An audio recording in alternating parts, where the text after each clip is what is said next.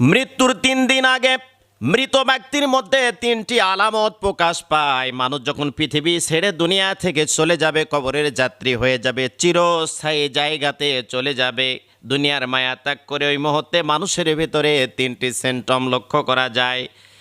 1 নম্বরে হলো খাবার দাবার বন্ধ হয়ে যায়, পরিবর্তন হয়ে যায়। আগে কত খাবার খেত, অনেক খাবার খেত, মুখে অনেক রুচি ছিল, কিন্তু দেখা যায় মৃত্যুর আগ মুহূর্তে এসে মানুষটা যখন বুঝতে পারে আমি আর দুনিয়াতে বেঁচে থাকবো না, আস্তে আস্তে করে তার খাবারটা সংকীর্ণ হয়ে আসে।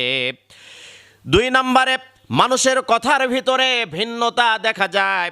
আগে জুড়ে কথা বলতো, দাপট দিয়ে কথা বলতো, অহংকার দিয়ে কথা বলতো, অহংকারের সাথে কথা বলতো, কিন্তু মানুষটা দেখছে দুনিয়ার মায়া ত্যাগ করে চলে যাব, মানুষের কথার ভয়েসটা আস্তে আস্তে নর্মাল হতে শুরু করে। এমনটা বলতে থাকে, যদি মা মারা যায় তাহলে বলে বাবা